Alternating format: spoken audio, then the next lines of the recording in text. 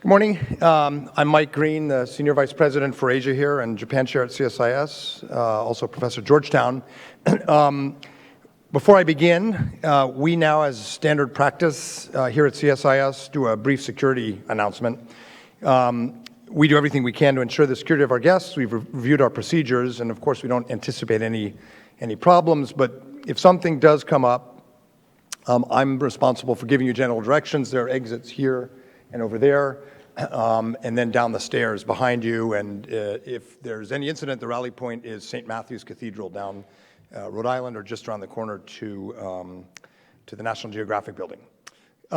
So we wanted to gather in June to introduce two of our new team at CSIS, Andrew Shearer and Amy Searight, which I will do in just a moment. But it also occurred to us this is right about the time we expect a decision in the South China Sea arbitration brought by the Republic of the Philippines. We don't know exactly when it'll be. One rumor was it would be very soon, but we do expect it in the next few weeks. And since we're tracking this quite closely, Greg Poling at our Asia Maritime Transparency Initiative, Andrew Shearer through his work, and Amy Searight, we thought it'd be an opportune time to give you our sense of what we think may happen.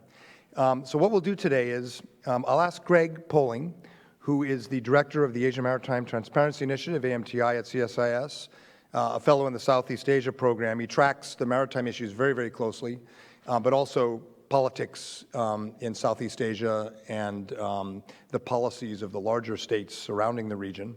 So Greg is going to come up and give us a brief presentation to stimulate the discussion. And he'll present four scenarios for how the tribunal might rule. And this is based on a lot of research and internal discussion. It's not predictive. There are probably a dozen permutations, but these are sort of the four broad tracks the decision might take.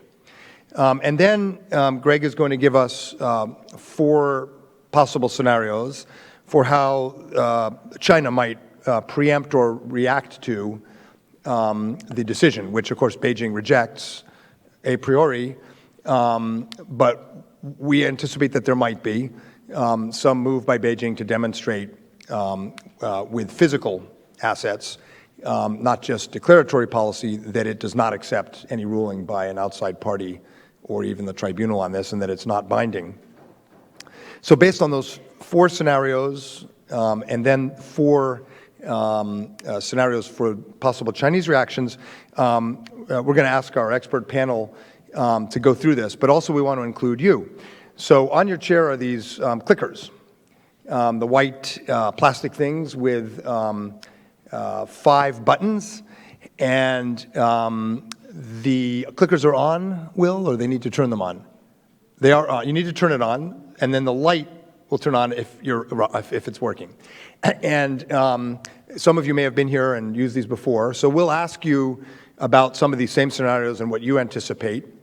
This is not scientific. We don't have a sample pool here that is large enough for a margin of error, and we know who came roughly, but we're not sure which way the audience lies on these issues. But it'll be a way to stimulate the discussion.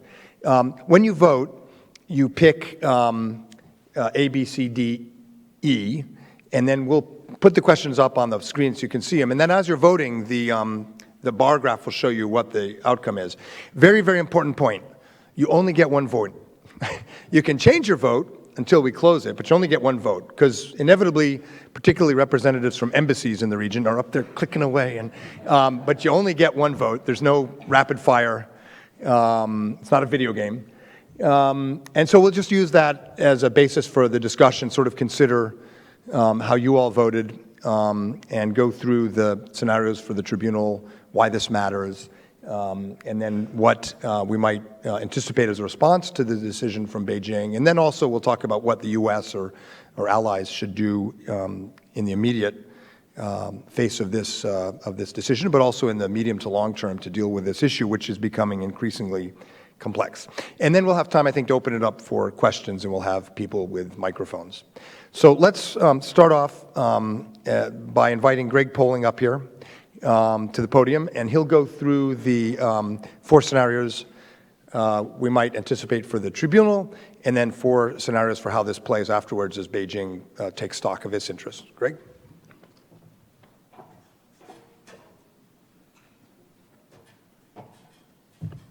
Okay. Thank you very much. Will, can you flip to the first slide? So I'm going to try to give a very general overview of the case and possible outcomes. I recognize that it's a little early on a Monday morning to delve too deeply into the legalistic nonsense. At the broadest level, as I'm sure everybody knows, this case is about the 9-dash line, China's now 70-plus-year-old claim to some ambiguous entitlements out in the South China Sea. The heart of the case is Manila's asking the tribunal to rule that the 9-dash line does not meet the minimum qualifications for a maritime claim in the 21st century. That maritime claims are based on land, that this is an arbitrarily drawn series of hatches on a map. And connected to that, the tribunal is being asked to rule that China's claim to historic rights, vaguely defined, whether fisheries, oil and gas, etc., out to 1,000 miles from its southern shore, are also invalid. They do not meet the minimum requirements for what a very narrowly defined historic bay or historic waters are under the UN Convention on the Law of the Sea. Then there is also questions that are probably easier for the tribunal to rule on, which is that Chinese actions over the last several years have been in violation of Unclose. The first and most obvious being its environmental destruction caused by reclamation at its 7 features in the Spratlys, and then also its harassment or prevention of Philippine fishermen from accessing areas around Scarborough Shoal and the Spratly Islands. And the last bit of the case, these features that you see up there, are the Philippines has asked the tribunal to rule on which of China's 8 occupied features are rocks entitled to a 12-mile territorial sea, and which are low tide elevations entitled to nothing independently. And as part of that, they are arguing that there is nothing out there that meets the minimum definition of an island, which would be entitled to a 200 nautical mile exclusive economic zone and a continental shelf. As Dr. Green said, there are probably dozens of possible permutations of the ruling. We will go through very quickly those that seem to encapsulate the broadest issues here. Next slide. So within the Spratly Islands, which is where things really get complicated, the court has been asked to rule that 4 of the Chinese features are submerged at high tide and therefore do not create their own maritime entitlements, territorial waters, etc. That 3 of them are islands, rocks, along with Scarborough Shoal, farther to the north. And interestingly, about a year after originally bringing the case, the Philippines brought Ituaba in, recognizing that Ituaba, which is occupied by Taiwan, not mainland China, is the largest of the naturally formed features. And therefore, if they can get the court to say that is a rock, logically everything's a rock. It's their home run swing. And it's also where an inordinate amount of focus has been over the last 6 months or so. Next slide. Now, the first scenario, and probably the most unlikely at this point, would be that the court rules that the 9-dash line is valid or that it, in fact, doesn't have jurisdiction. If that happened, we would be stuck with probably an intractable dispute semi-permanently, because it means that it is basically impossible to bring any arbitration against Beijing. It would safeguard the 9-dash line as kind of permanently ambiguous, making negotiation almost impossible. But I think after we saw the court rule that it had preliminary jurisdiction on most parts of the case late last year, this possibility has been reduced to fairly low, if not 0. Next slide, Will. A more likely one, though I think still unlikely, is that the court might argue that it cannot determine that any of the naturally above water features are rocks, and therefore they could be islands entitled to a full EEZ and a full continental shelf, including Scarborough Shoal. This would be, well, perhaps not ludicrous, but it would be very difficult to understand. If you've seen a photo of Scarborough Shoal, for instance, it's a handful of rocks that you can barely stand on without falling off. Within the Spratlys, there are a few features that may or may not be islands, but this would be basically the court's punt their decision that they are not going to rule on what is an island and what is a rock, which is, I think, what most legal scholars are really looking for out of this, because it would be an enormous precedent. Next one. This is more likely. This would presume that the court does throw out the 9-dash line, or at least rule that the 9-dash line must be clarified in some way. It would throw out China's historic rights claim, and it would argue that the smallest of the dry features out there, including Scarborough Shoal, are rocks, not islands. They get 12-mile bubbles of territorial sea, and everything else is not in dispute. But this would leave open the possibility that a number of the Spratlys, here we've assumed those that have natural vegetation, can, at least in theory, create an exclusive economic zone in the continental shelf. It leaves a very large area still in dispute, but at least it puts everybody on the same basis for how they're making those claims. It might seem inequitable for Beijing to be able to claim this much, but it's better than the 9-dash line. We know what it is. It opens up a path to negotiation. Next one. This would be the one that I think people are thinking more and more about since Taiwan inserted itself into the case. This would presume that everything is a rock except Ituaba. Ituaba being the only feature that has naturally occurring fresh water. It would seem to be the only one that passes kind of a common sense definition of can sustain human habitability, which is the key requirement for an island under the UN Convention on the Law of the Sea. And again, you get a very large area, still in dispute, but it opens up the possibility for a negotiated settlement, which I think right now is impossible, given the ambiguity of Chinese claims. Next one. And then this is what the Philippines is asking for. No effect on the paracels farther to the north, but that there is nothing that qualifies as an island in the Spratlys or in Scarborough Shoal, that any disputed waters are restricted to a handful of small bubbles, a few dozen 12-mile bubbles in the Spratly Islands, and that therefore, if you're a Filipino fisherman or a Filipino oil and gas company, life just got a lot easier. Next. And when you zoom into the Spratly Islands, you can see just how complicated that is. There are a few, about 24 features that would qualify as rocks.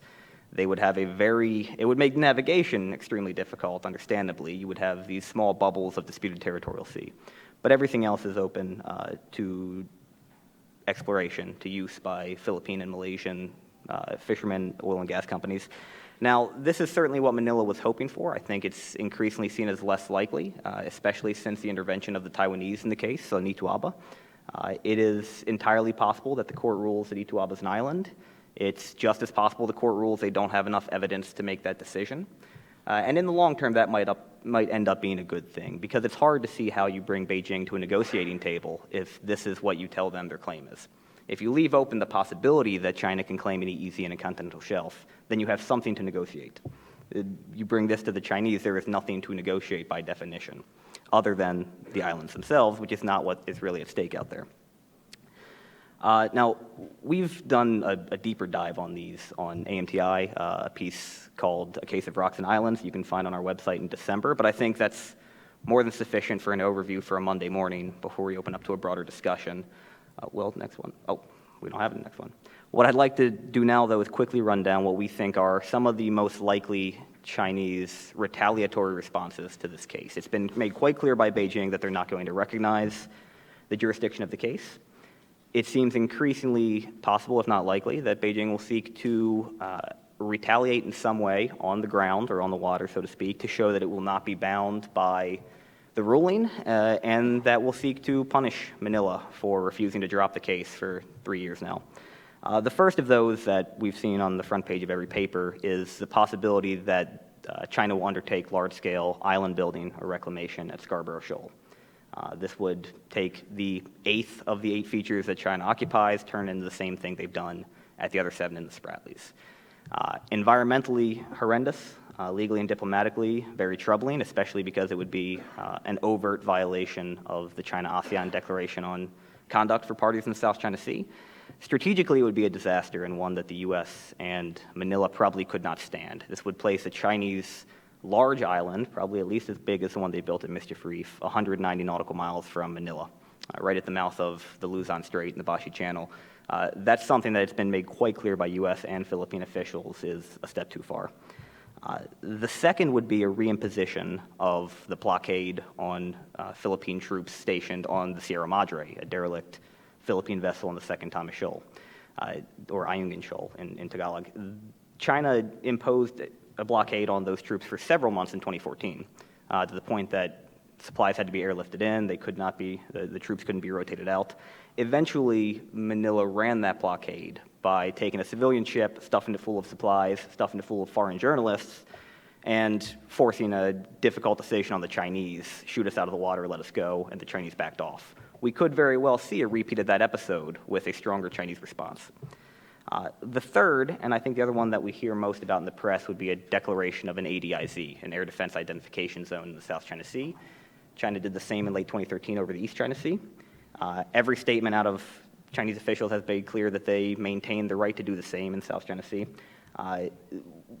I think it's clear that this is probably going to happen, and it is very difficult because there's not a whole lot you can do to prevent them from calling a press conference 24 hours from now and announcing this. The question is whether or not Beijing could actually enforce it.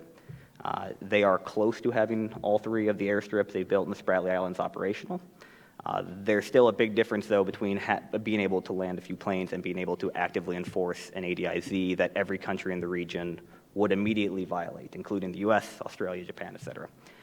And the last, I think, likely response is that we see the first Chinese deployments of air assets to the Spratly Islands.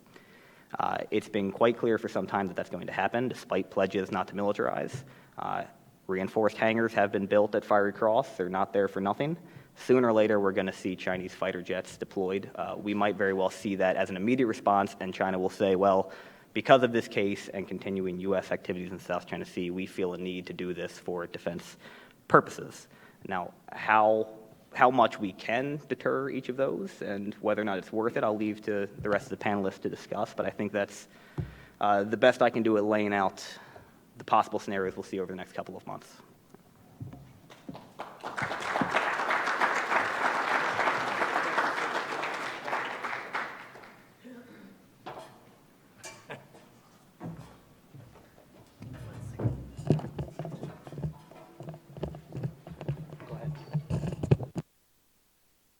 So get your clickers ready, please.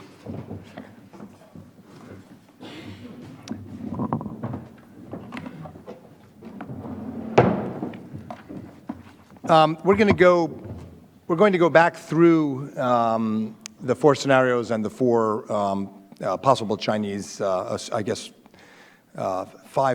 six possible Chinese responses, so you can remember them. But I want to start first with the broader question of why we should care.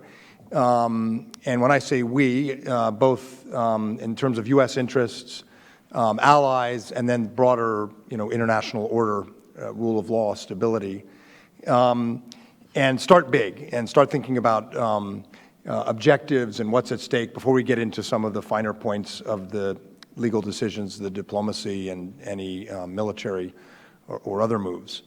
So the first question we want to ask the audience, and then I'll turn to the panel, is this one. And I'll introduce the panel, but I'll let you click first. Why is the why is the South China Sea important to the United States? A, to maintain the U.S. military's position in Asia. B, to uphold international rules and norms. C, to preserve the U.S. alliance system. D, to avoid a crisis or conflict that might escalate, that our key goal is to avoid confrontation. And E, ultimately, it's just a distraction that hurts U.S. interests.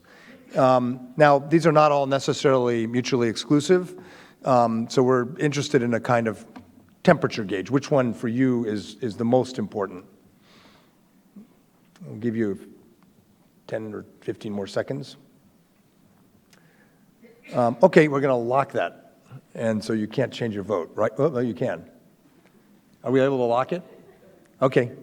The other way to do it is to just keep it open, and as the panelists speak, we can see how much you're buying what they say. But I didn't tell them we were going to do that, and two of them are new. It'd be a little unfair. So let me start with Amy, and let me introduce the panel. So we're really excited. Ernie Bauer built a Southeast Asia program we're very proud of. That's quite comprehensive. And Amy Searight is now at CSIS and started this month, as senior advisor and the director of that Southeast Asia program. And Amy came to CSIS from the Department of Defense, where she was the Deputy Assistant Secretary of Defense responsible for South and Southeast Asia. And before that, she was Senior Director, the Principal Director for Northeast Asia, and spent time before that at USAID as an advisor for Asia, and before that, working on Asia in the Policy Planning Office of the State Department, and before that, was a professor at American University where she focused on, at GW, where she focused on political economy and trade. So trade, security, aid, defense, she's kind of done it all. And we're delighted that she's here with us now.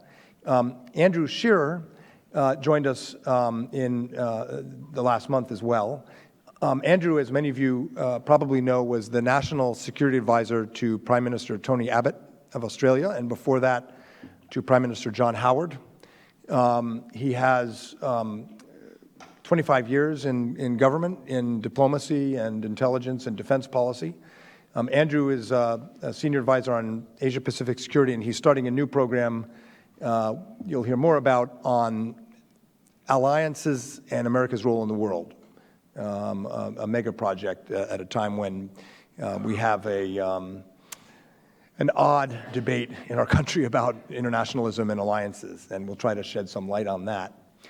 And Ernie Bauer, who was the chair and the really architect of this Southeast Asia program we have, is the founder and CEO of Bauer Asia, a leading consultancy.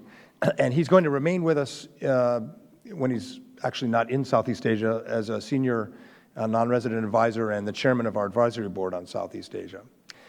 So, Amy, let's start with you. Why do we care? And does the audience have this right, that it's mostly about upholding international rules and norms? Yes, I do agree with the audience. I think the stakes for the United States are very high, as well as for the region. The South China Sea is a critical waterway.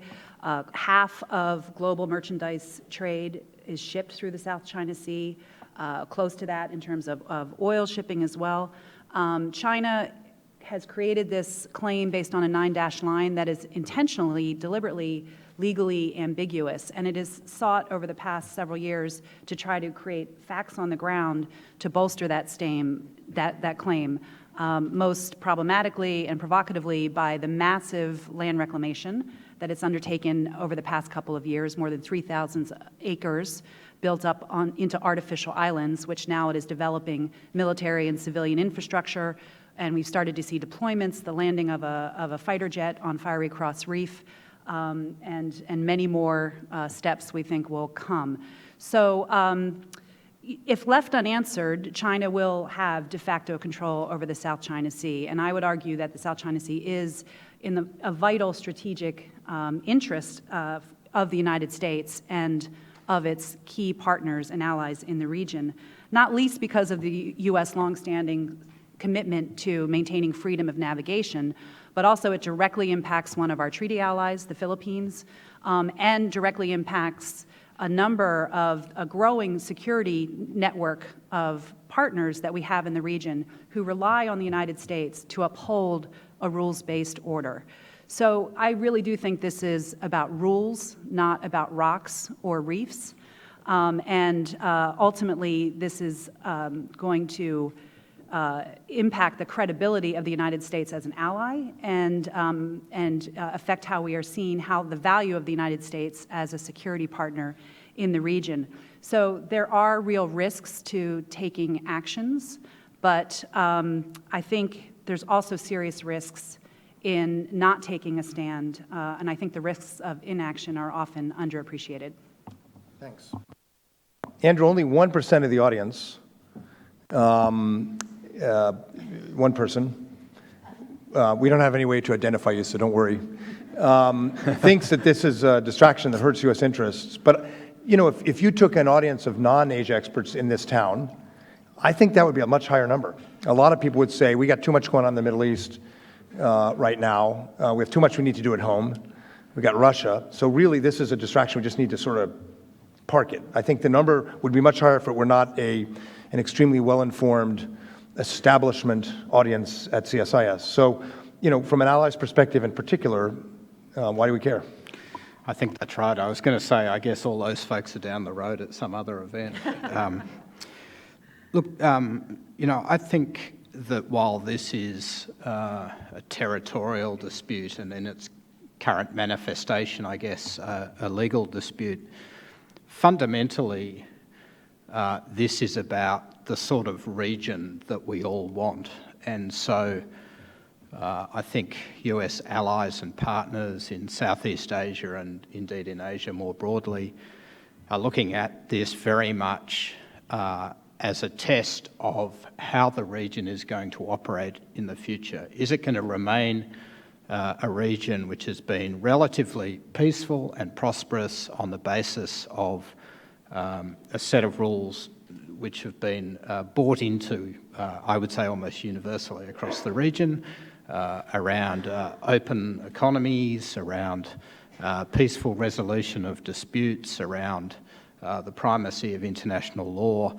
Or is it going to be a region where the tone, the discourse among states, the interactions in the region are done by coercion and intimidation and the implied threat of military force? And I think, in particular, freedom of navigation, which is one of the sort of unsung pillars of this regional success story, now for the first time in 70 years coming under real strain, is a matter of genuine concern. And just one little sort of example of this, I think, is the Defence White Paper that the Australian government released a couple of months ago. I think the phrase rules-based international order, which is the audience's preferred choice here, occurred in that document 50 or 60 times, whereas in the previous Defence White Paper only a few years earlier it may have appeared just a couple of times. So I think there is an acute focus on that. There are two other reasons I think this is important. The pattern of dealings in the region that we all accept, support, encourage now is going to be incredibly important if you look at the trajectory of China's power in particular, and if we can't establish rules now with the current balance of power, it's going to be that much harder to establish an acceptable set of rules in the region 10, 15 years from now. And then finally, and Amy touched on this and I totally agree, I think this is very much a litmus test in the region of US consistency and US resolve and how it's going to deal with these problems and whether it's, if you like, a dependable long-term read on which the region can continue to lean. So I think for all those reasons this does matter, and E is incorrect. Ernie, can you touch on the same questions about the South China Sea and maybe broaden it a bit about why this part of the world, ASEAN, Southeast Asia, matters? And does it matter more than it used to? Does it matter more, say, than we might have viewed this 20 years ago? Yeah, I think it does, Mike. If you look at the economic calculus, it's clear that Asia is where Americans' future lies. It's where growth will come from. It's where innovation will come from, and unfortunately, it's where our largest security questions for the rest of this century, or at least for the next part of this century, will come from. So when I think about why is this important? Why is the South China Sea important? It's about trade. It's about investment. It's about world energy flows, world supply chains. I would just point to the flooding that took place in Thailand about a year and a half ago, and look what this flooding in one Southeast Asian hub did to world supply chains for automotives, auto parts, and electronics. Think about what the impact of a disputed South China Sea, where we actually had conflict there, and 2/3 of world trade being interrupted or halted because of real or perceived risk, the impact on our economy and the world economy would be devastating. And then finally, I think as Amy and Andrew correctly pointed out, maintaining regional security. This is the big game of the 21st century. The big game being to decide whether China will test the world's existing institutions and the way peace has been maintained in the Pacific since World War II, and try to impose its will through a sort of a Sinocentric view of the world, or whether it will instead, like Indonesia did in the 60s, join the region, join ASEAN at that time, and actually make and play by the rules for the region. So that turns us to the question of why the dispute is important, the dispute over the South China Sea, and that I would completely agree with Amy and Andrew that this is about rule of law. I think the audience got it right, and it's about how China is going to relate to its neighbors and to all of us. Thanks. A little bit of history and a cheap plug for some books. I have a book coming out in a couple months called By More Than Providence, about the history of American statecraft and strategy in Asia since the American Revolution. And what's interesting is when I started going through the declassified National Security Council memos on Asia, and got some more declassified more recently, from basically 1947 until 1969, the Guam Doctrine, when Nixon announced we were going to be pulling back from Southeast Asia.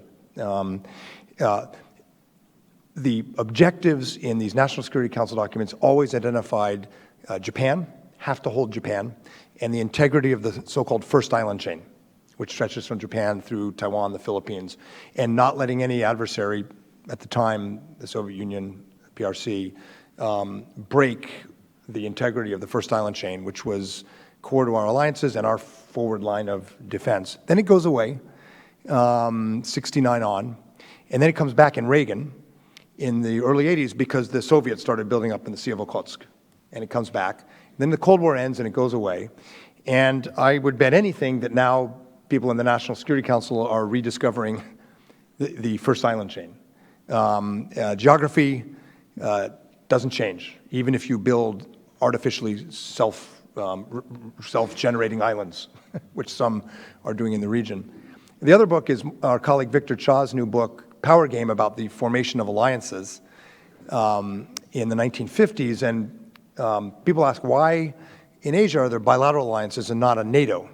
And some people say it's because Americans didn't trust Asians and other things, but Victor points out that it had a lot to do with our concerns in the 50s, which were, on the one hand, we had to deter communism. On the other hand, we were a little bit afraid that the Philippines or Taiwan or Syngman-Rhee's Korea might attack China, and then we would be pulled in to and trapped in a war with China that we didn't want because our main front in the Cold War was Europe. And so that's also coming back a bit. For the first time, really in decades, you start hearing concerns about whether the Philippines or even Japan might entrap us in a conflict that we don't really want. And I just mentioned that as background for another round of questions. So, Amy, what about this? What would you say to people who say, the Philippines are going to get us in a big war, we have bigger things at stake here, and we shouldn't get entrapped? And how would you respond to that critique you sometimes hear of the administration's policy?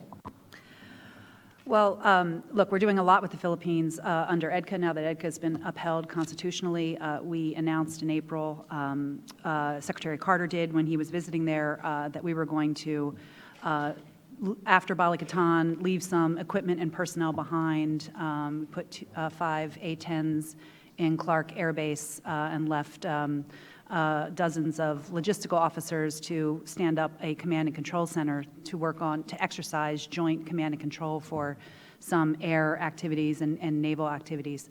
And we also announced that we had started to do some joint patrols with the Philippines.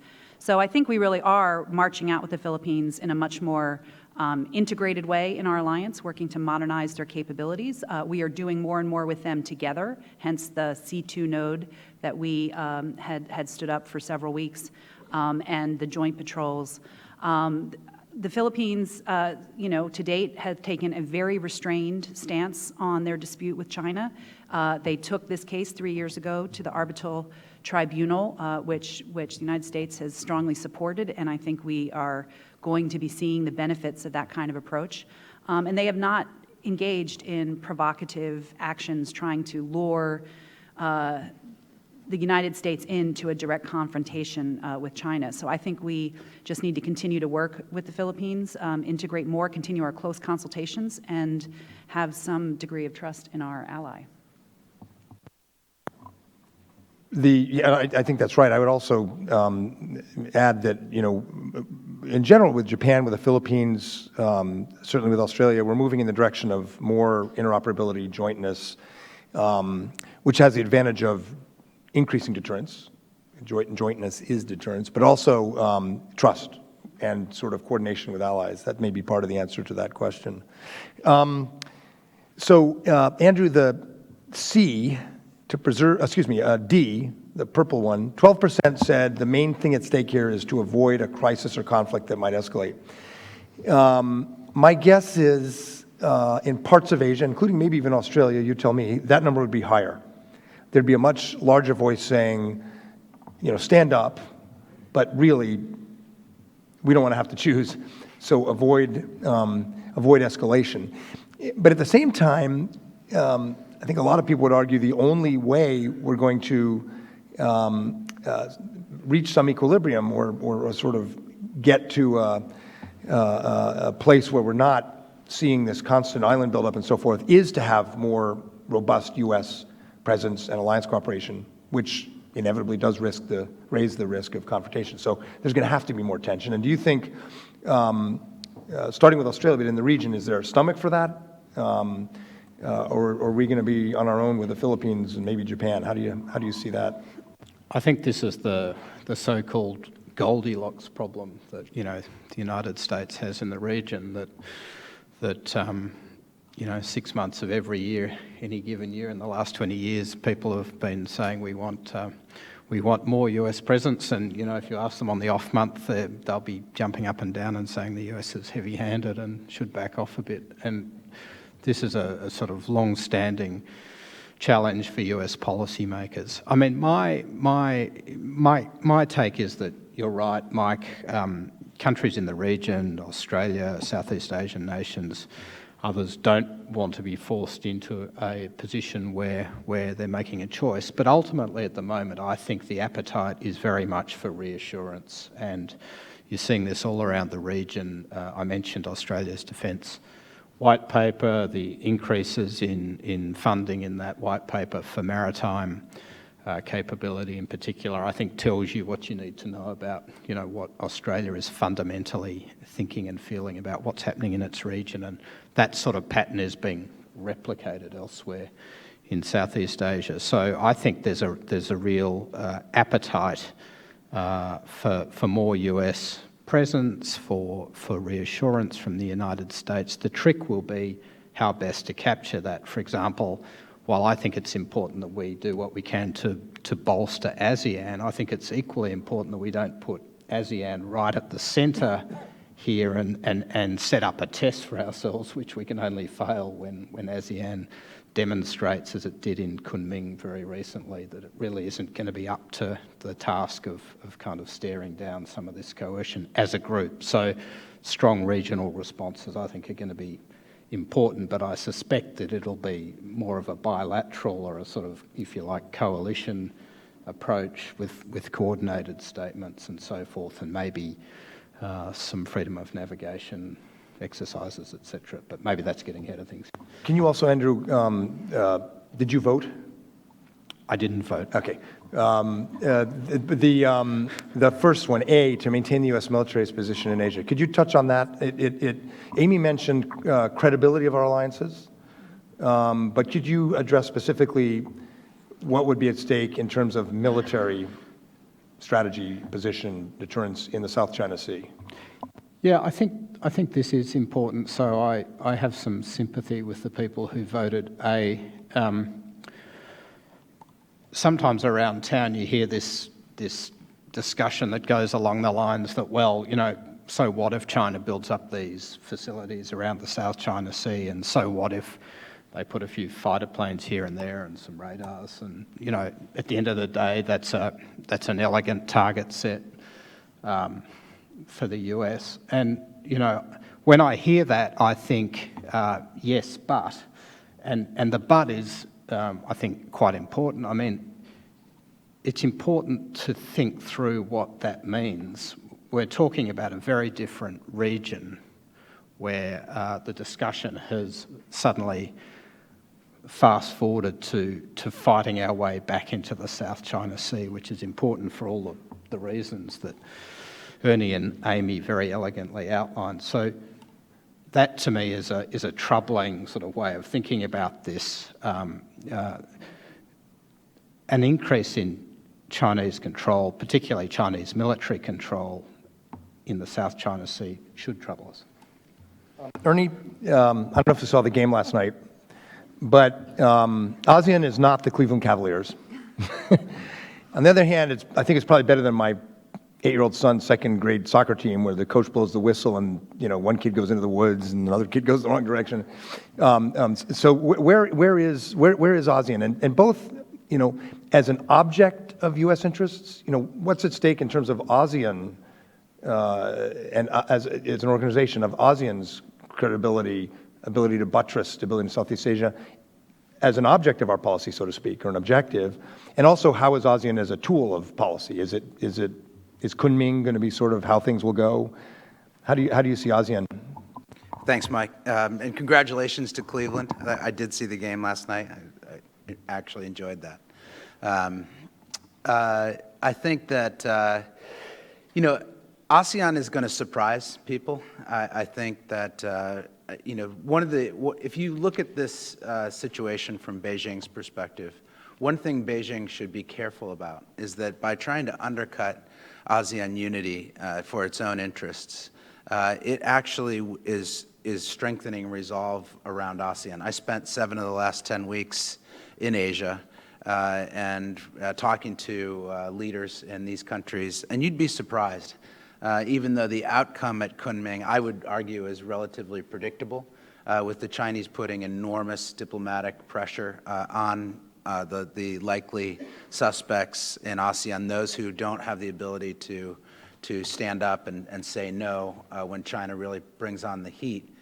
But in every single instance in my finding in ASEAN, including places like Brunei, Cambodia, Laos, there is building resentment over how China is strong-arming its neighbors, and that's not to say how much resentment is building up in places like Indonesia, where they do have some capability to respond, and as you would have seen this weekend, actually have responded on the sea, arresting a Chinese boat and actually firing at a Chinese vessel that they thought was violating their waters. China, through its actions, Mike, may strengthen ASEAN. I believe that will be the case eventually. I actually see a lot more strength in ASEAN than most analysts, I think, in this town or people in the press report. And this is really to me, this is the big question. Does China want to, if you were in Beijing and you were looking out and you were thinking about asserting your interests in the South China Sea, would you want to become the rallying point, driving the effective integration of Asia economically, politically, and from a security perspective to respond to you? That would undercut China's national security interests. It would undercut its economic interests. It would undercut its access to water and energy. And I just don't believe that, makes sense for Beijing in the long run.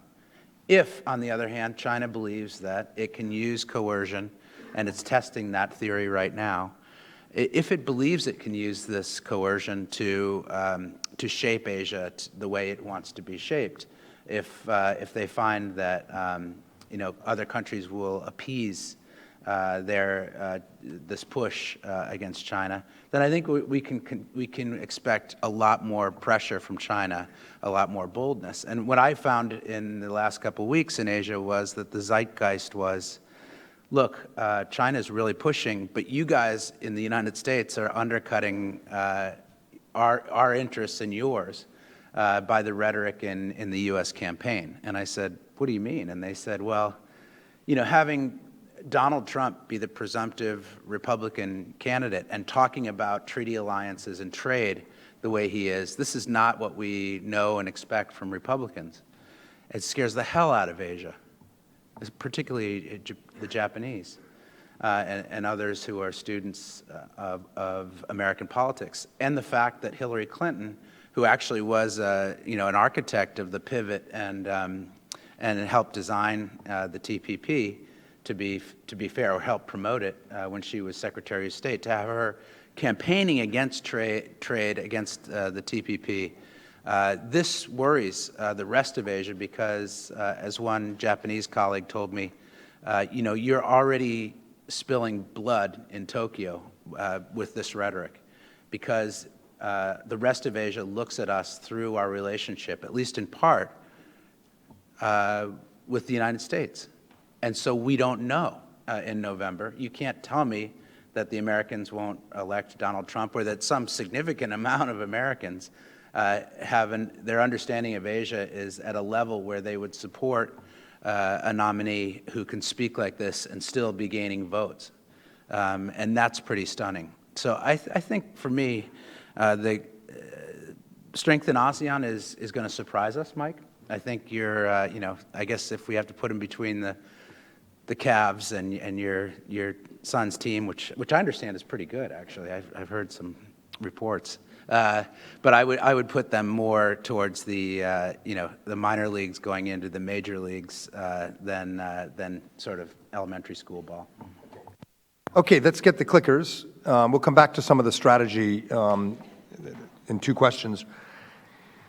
This gets a little complicated, so I think what we'll do is I will read the 5 options, and you'll click which one you think is most likely. But I'm going to get Greg and Will to put them up again, just to remind you, and I'll read off what they are. Then, Greg, Will, are you going to show us the earlier slides? I just think it would help people remember. Okay, so there are going to be A, B, C, D, E. So A is the tribunal preserves the 9-dash line. Right? B is the all-island scenario, that everything above water at high tide is considered an island.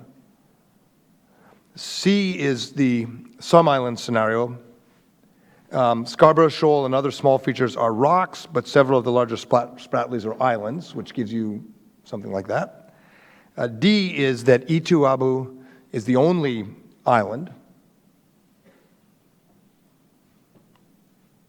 And E, no islands scenario, that neither Scarborough nor any of the Spratlys are considered islands, which gets you this one. So let's go back to the voting slide. Thanks, Will. And there's no grade, and we don't know who is clicking what, so give it your best guess. But which do you think is the most likely outcome from the tribunal, which is expected it could be this week, but in the next few weeks?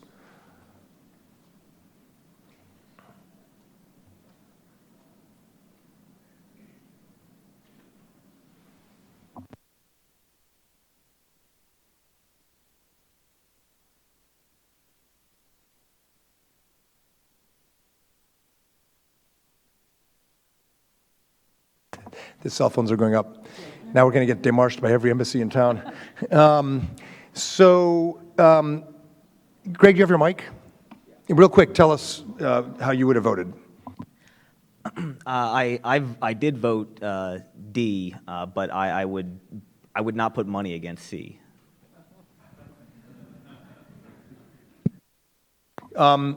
Let's look at these, and Amy, you're out of government now, so you're allowed to speculate and do hypotheticals. In fact, if you're at a think tank, you're required to.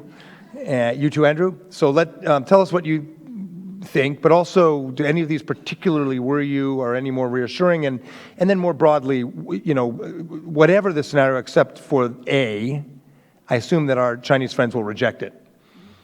So then what do we do diplomatically? Let's focus a bit on the diplomacy in this round. Sure.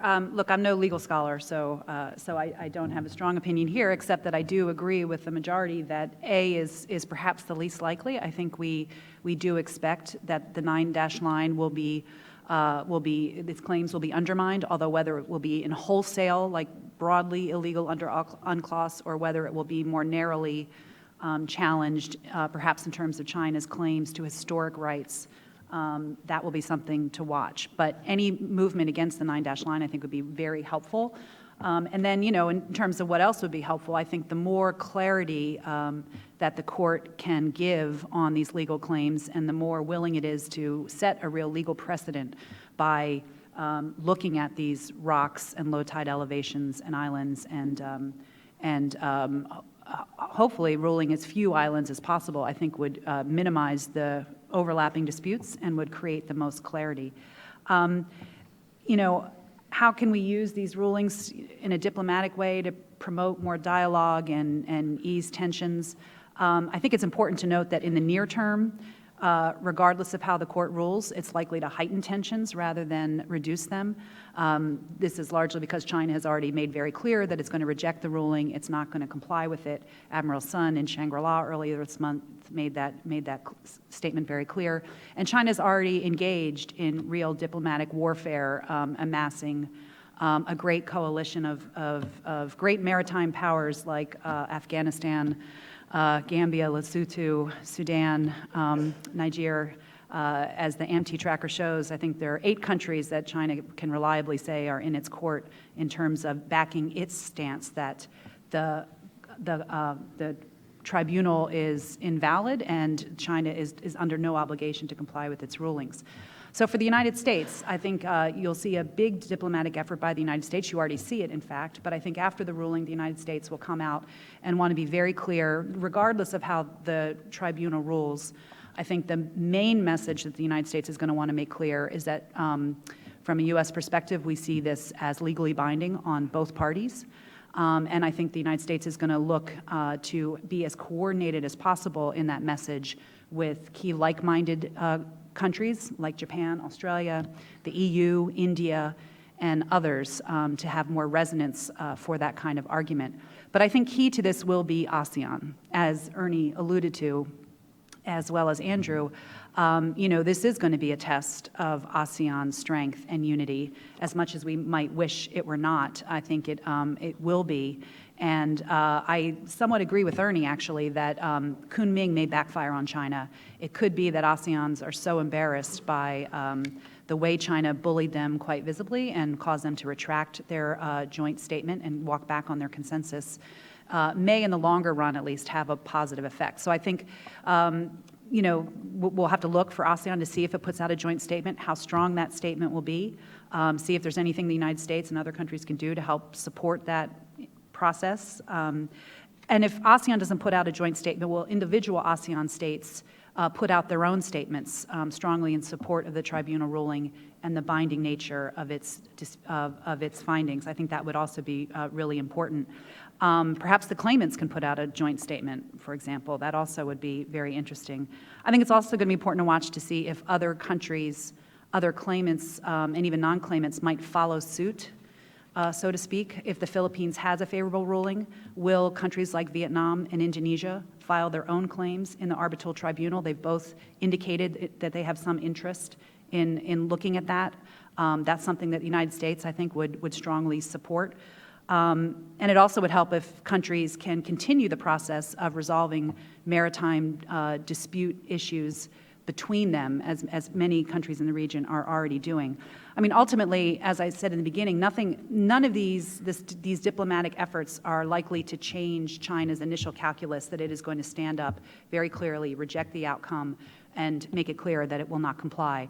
But the hope is that over the longer run, the reputational costs piled on China and the ability to isolate China as much as possible in its position, I think, may change the calculus of China and seek cause them to seek somewhat of a face-saving solution to their claims. So, for example, if the tribunal just rules against the 9-dash line and the historic rights claim, then perhaps China can walk away from that historic rights claim, which it would be very helpful because now China cites the honor of its ancestors, as the reason why it has to stand so strong in the disputes. It gets very emotional, very much based on national pride and the honor of ancestors. So if it could move away from that and be forced to clarify its claims based on territory and maritime claims based on that territory, that would be very helpful. And it would perhaps lead China eventually to seek some accommodation to ease tensions, seek a diplomatic solution. I think also kind of, if China does go down this path, as Ernie alluded to, the more that it is seen as being isolated, and the more that other countries are seen as actively working together, I think it really will make it more, really highlight what Secretary Carter said in Shangri-La, which is China's building a great wall of self-isolation around itself, and I think that in the long run could provide some incentives to China. I will say two more things about what the United States might do to keep up the legal momentum in the wake of a favorable tribunal ruling.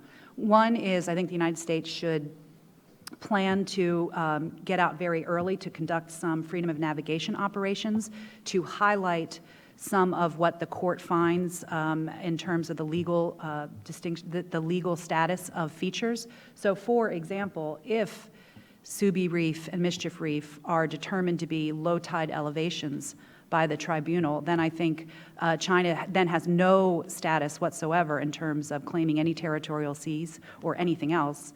And so I think highlighting China's basically illegal occupation of those features by sailing within 12 nautical miles would be very beneficial. And the final thing I'll say is that I hope that the next administration and the next Senate takes a look again at ratifying Unclose. I think that would be tremendously helpful to pull away perhaps one of the last vestiges of China's legal arguments as to why it should not have to abide by this ruling and play in the broader kind of rule of law. Yeah, I think Amy set this out really well. It's having the strongest and most concerted international response, obviously. China has got out of the blocks early and is very actively trying to shape this, but there are some signs of encouragement in the sense that a pretty strong list of mostly Western governments has come out saying that they regard the arbitration as binding. That's a good start. The challenge, I think, for US diplomacy and diplomacy by US allies and partners is to build on that core and build it out as strongly as possible. The region will be critical. I won't weigh in any further on that, except to say I'm a little more at the sceptical end, I think, about ASEAN, and I'd be putting a lot of weight on bilateral statements coming out of Southeast Asia. Just a few other things. I think it's really important here that the Europeans are called out and held accountable on the rule of law. The EU, after all, is a construct of the rule of law. It's meant to be a sort of light on the hill for that principle, and all too often, I think, our European friends tend to say the South China Sea is just a bunch of rocks on the other side of the world and they don't really matter. What matters to us is Syria and Ukraine and Crimea and so forth. And I think it's really important to point out to them that the rule of law, if it's to work, has to work everywhere and has to be supported everywhere, and that the international order fundamentally depends on sound regional orders, and that's what this is about now.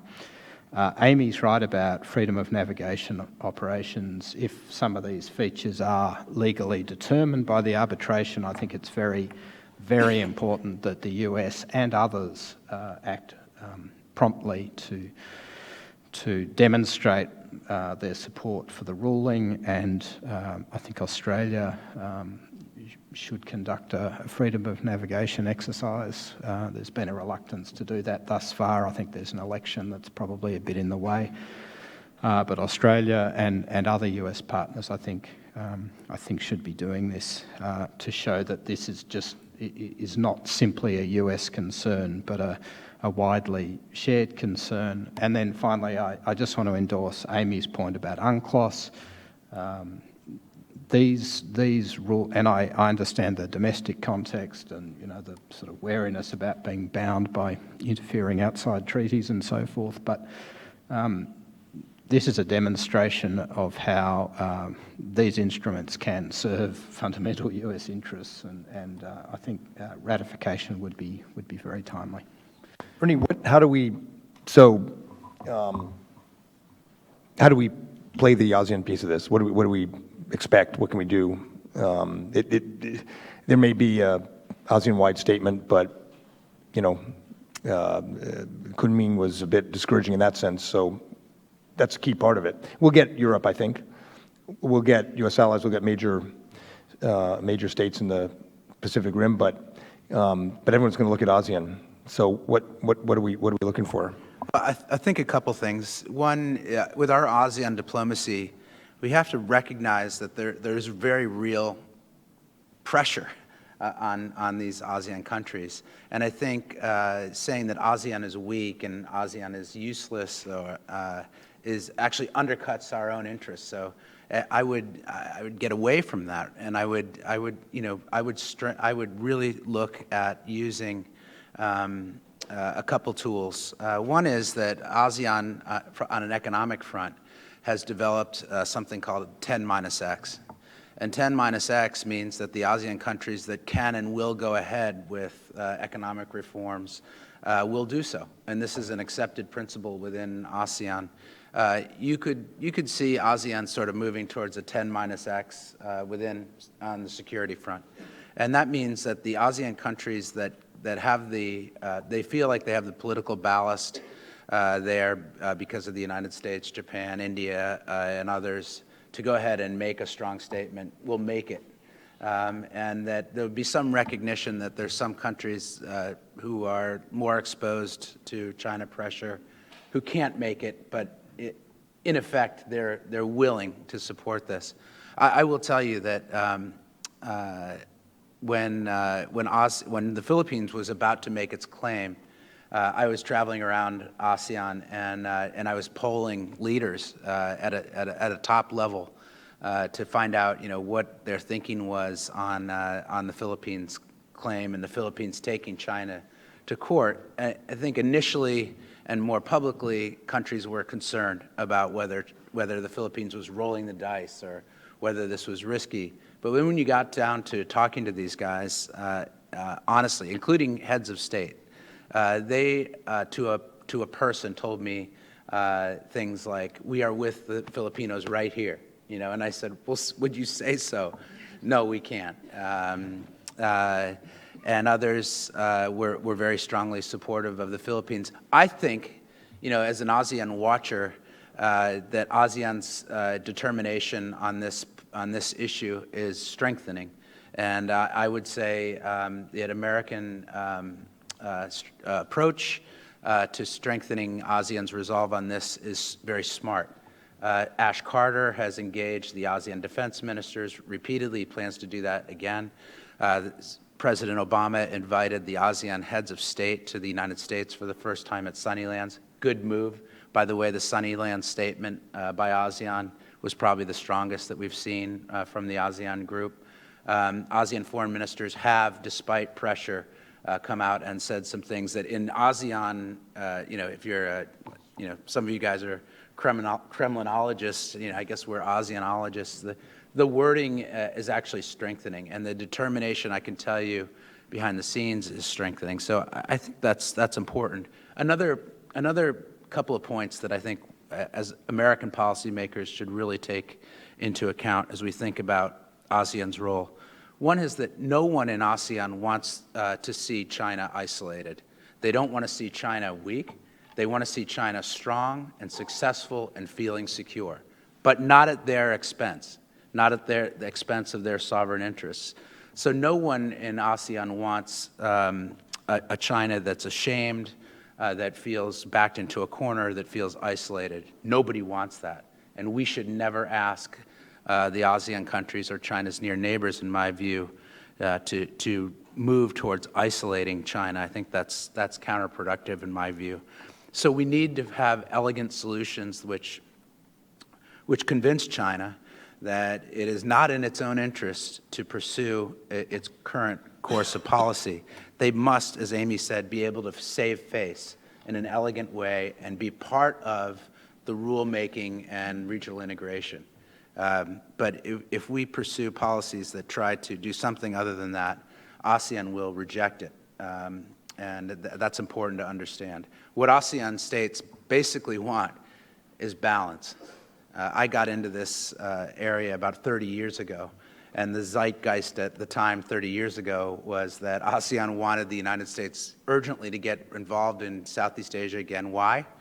Because Japan was overbalancing the region. They thought the Japanese were being too aggressive with their industrial policy.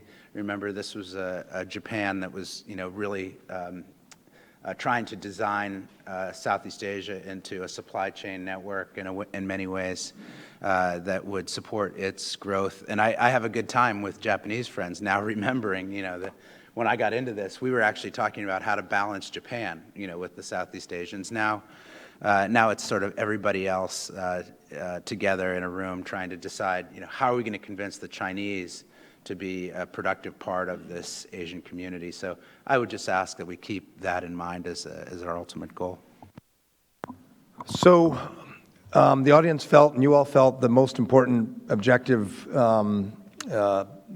would be preserving rule of law, and that's also our best play diplomatically, is emphasizing the international consensus and regional consensus about the importance of rule of law, and strong support, certainly from major democracies, for the decision being binding. But, as Bismarck said, when the Pope issued some ruling from the Holy See about his consolidation of Eastern Europe, how many divisions does the Pope have? So how many divisions does Unclose have? Answer, none. So it comes down also to pure power. And that will be perhaps the most important calculation, I would argue, in how this plays over the next 5 to 10 years. So let's go to the next question, which is asking the audience what China is most likely to do in the South China Sea in the next year to demonstrate that it will not abide by the ruling.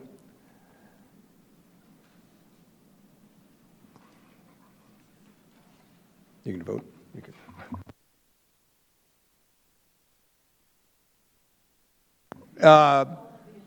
Maybe we'll do a show of hands after we get the voting to see if you expect all of the above. We only have 5 buttons. For you, Dave, we could have drawn on a 6th button. Just.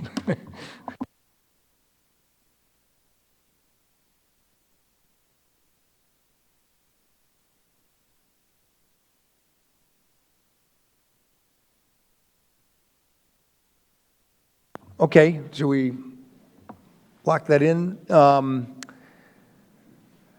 So in this audience, at least, only 4% thought that China would take no action. It is worth noting that we have 2 carriers operating in the region now. Obviously, there's an expectation that there will be some demonstration by Beijing of its unwillingness to abide by the ruling.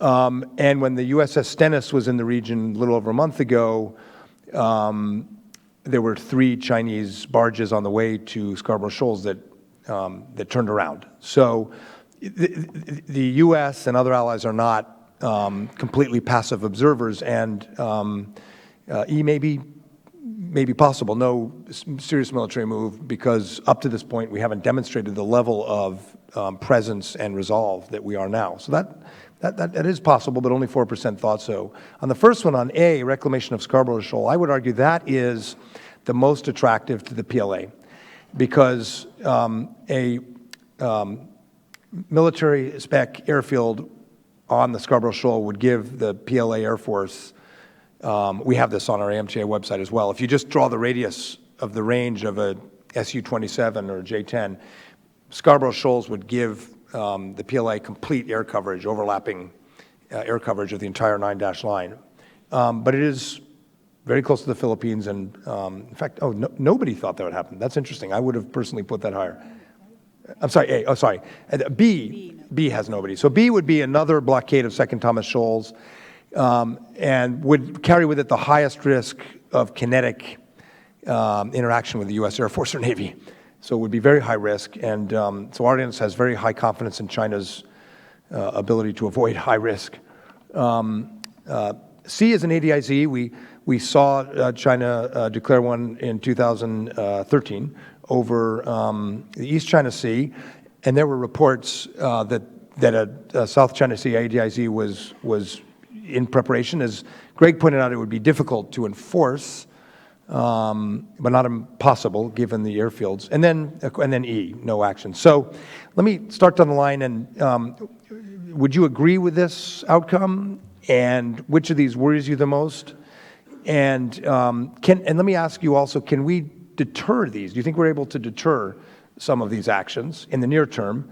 And then we'll come back in a minute and talk about longer term strategy, but let's just do the near term for now.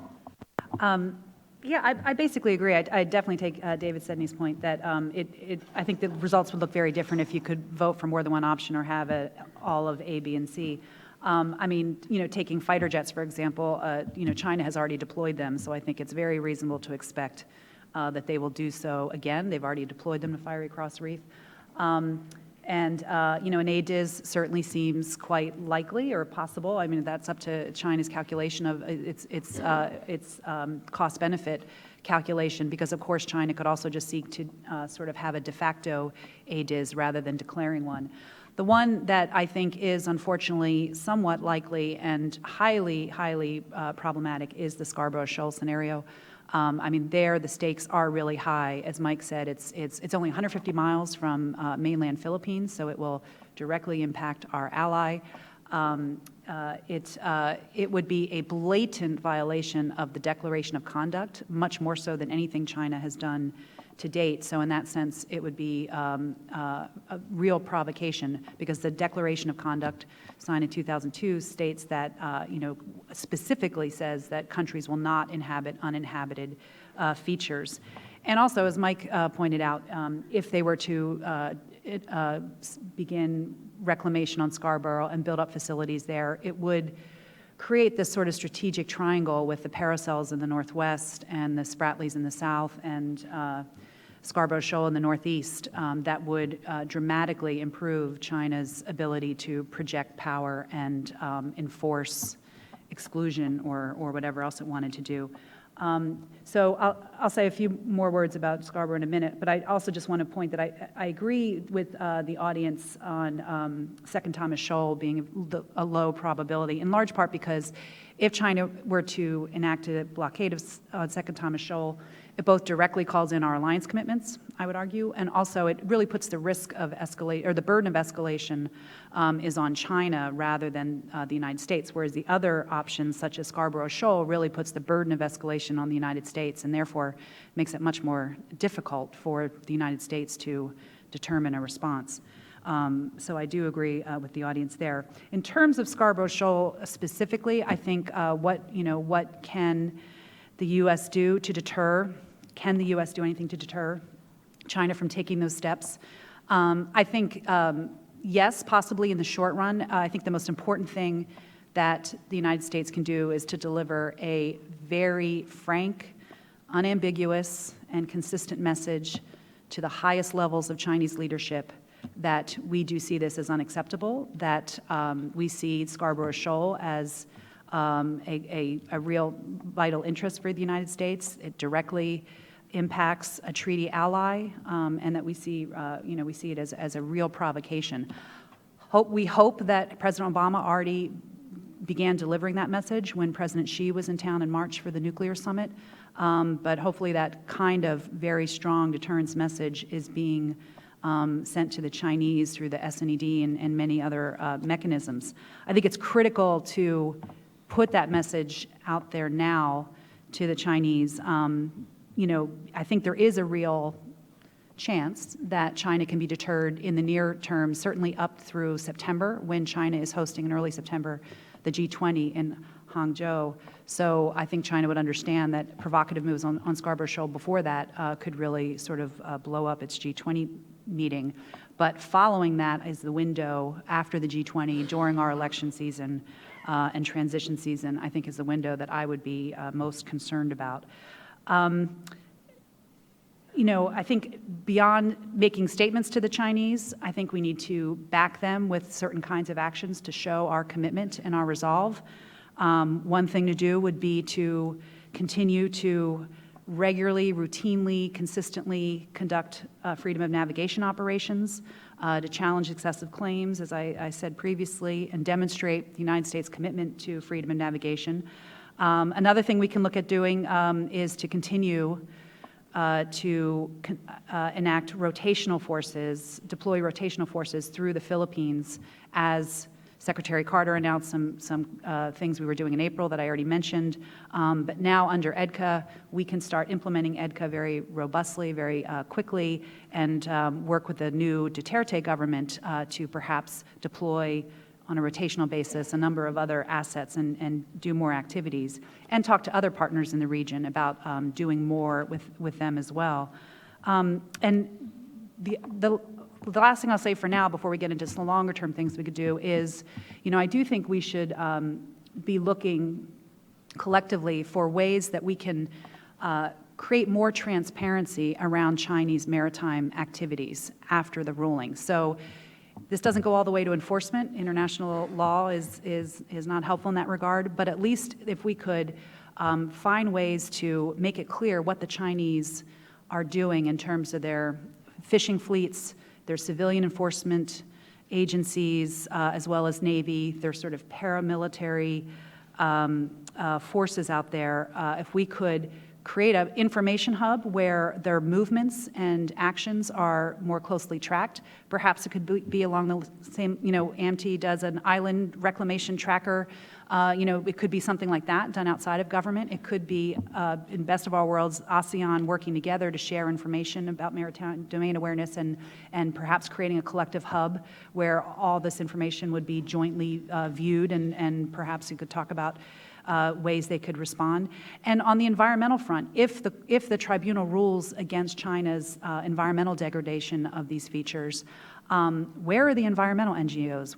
Where is Greenpeace and Sea Shepherd? They should be out there monitoring China's behavior, documenting the environmental damage, and perhaps setting up their own website to track some of this stuff. They're busy protesting U.S. bases in Okinawa, but maybe you can direct them.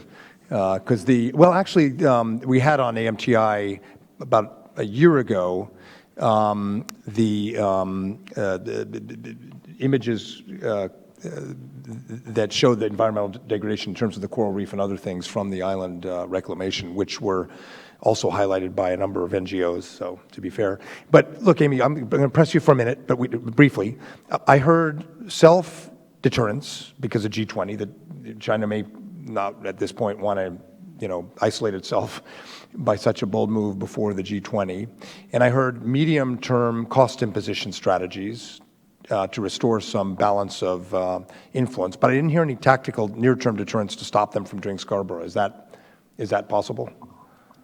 If you think that's a real possibility, that a reclamation in Scarborough could be the next shoe to drop. Well, I think some of the deployments in the Philippines could fall into that category. But in terms of real tactical, how would we prevent China from bringing dredgers down and beginning the landfill activities?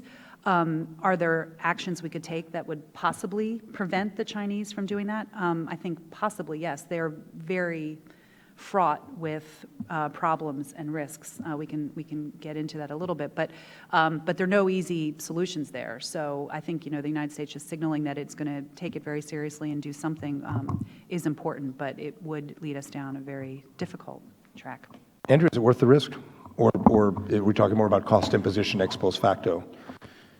Yeah, listening to this, perhaps my instinct is to stir things up a bit at this point, because there's been a lot of sort of amity. I mean, I think we're quite likely to see a combination of A to D in the next 6 months. And I think that while it's true that there have been some, if you like, tactical successes for deterrence in terms of the dredges turning around, as was mentioned before, and I think the current carrier deployment is a good step. I think that if you step back, you're forced reluctantly to the conclusion that US policy isn't really working here if you look at what's happened over the last 2 years. And I'm pretty pessimistic, frankly, about our capacity to deter any of these events in the next 6 months. I think while, as I say, there have been some good steps, and I'm sure there's some good, strong messaging, my sense, having been in town for a few months, is that the US is not really fully in deterrence mode. It's sort of shifting its weight from one foot to the other, but it hasn't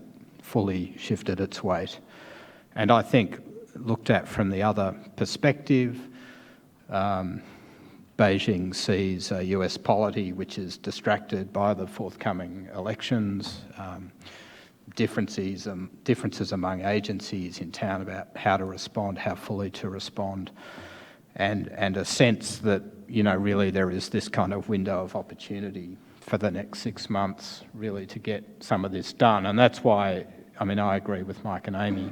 A is the most significant because it's a long-term gain. It's something that they want to do militarily, and they have this window, so why not start doing it now would be my view. So, I mean, I think we should be working to deter, but I'm a little sort of hesitant to say that we're going to succeed in that. Look, I think if Beijing is smart, it'll focus on C and D, or nothing at all, do nothing at all. Because if they do A and B, they've misread, once again, Philippine politics. There's a new president in the Philippines. He's a populist, Duterte. I just spent the week before last in Manila and met his new foreign secretary and defense secretary and some of his other cabinet members. I think that if China, and China's making a play for Duterte. I mean, there's no question about that. There's money being spent. The Chinese ambassador got in to see him twice before the American ambassador was able to see him. A lot of that stuff has backed off now. But if the Chinese misread Duterte and don't understand that he's a populist, if they move on Scarborough or Second Thomas Shoal, they will lose any chance of having a new Beijing-friendly regime in Manila. I don't know how much of a chance they have anyway. I think the days of Arroyo's field trips to Beijing and literally handing out bags of cash to Philippine politicians in the Congress are over, because the Filipinos have understood what the game is, and they're watching. The press is really watching for it. So I think that would be a risk.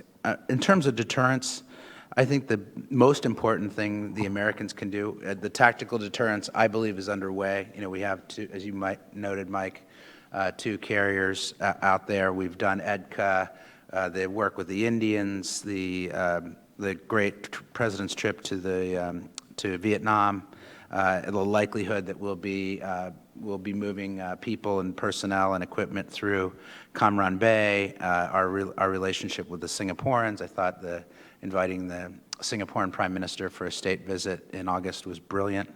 More questionable is our sort of shutting our eyes to what's going on politically in Malaysia, but effectively we're staying strong with the Malaysian regime, probably because of some of these reasons. But I think the most effective deterrent would be for President Obama, who is not running again, to start to talk to Americans about why Asia is important to us. If he would, if you look at the polling recently in Australia by the U.S. Study Center in Perth, found out that Australians are not so keen on an extended American presence in Asia. You know, and it just doesn't make sense if everything we're talking about is right. You know, but from an elite policy-making point of view, I think we understand these things. But Australians, like Americans, have not been leaders have not explained to Australian voters why Asia is critical to their future, their economic future, and their security in the long run. And I think a responsible leader of the United States should start to talk to Americans about that. And I think Beijing would be tuned in. Now, the two people running for, or two or three people running for president, and conventions could surprise us, I guess, but I don't expect them, because of political convention in the United States, to have the ambition and the courage to make these points to Americans until they're in office. But I would hope to see President Obama address this issue. He obviously understands it because he's spending his time there. He's sending his entire cabinet to Asia, forward deployed, they're engaged, and there's a reason for this. There's a strategy behind it. But the rest of Asia is watching for, and they're confused by, the fact that even though at an elite level we're engaged, that we really can't do deterrence, and we can't convince China and that we are going to be in the game, or we can't convince China's neighbors that we're going to be behind them for the long term and provide the strategic ballast that's needed to convince Beijing for this to eventually join and make the rules rather than try to define their own rules.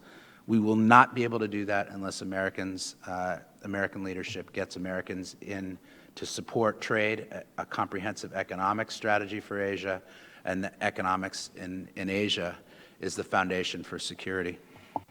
So I wish it were so. American presidents give speeches on Asia basically when they go to Asia, with very few exceptions. But I think your recommendation is exactly right, Ernie. It would be a mistake, a misreading of the Philippines and of the Duterte government, as you said, Ernie, to try to do A to D. I thought you were going to say A to AD. It'd be a misreading of Australia. That University of Sydney U.S. Studies Center poll is interesting, but it's a bit of an outlier. Polling about the alliance in Australia, I think, Andrew, is quite robust. And it would be a misreading of the U.S. and the American body politic to think that our bizarre election, where strategic debates are in tweets, is an indicator of how a new administration might handle this. Transition teams will make their strategy based on what's happening before their eyes. And I think any of those moves would create, no matter who wins, a strategy for the next administration that's very robust. So I think there are a lot of factors at play that hopefully are going into the Chinese calculation. All right, I want to open it up. We'll get some more of the larger strategy as well, but I want to open it up to the audience. We have microphones. One of you guys do we have microphones over there? Are you a microphone person? Excellent. All right, so please briefly identify yourself. Questions, no speeches. We can't do clickers on your questions, so get right to it. David, over there. David Sadney, I'm a non-resident senior associate here at CSIS. A quick comment, Mike, I loved your basketball analogy, and ASEAN is not the Cleveland Cavaliers because they don't have a LeBron James, they don't have a leader.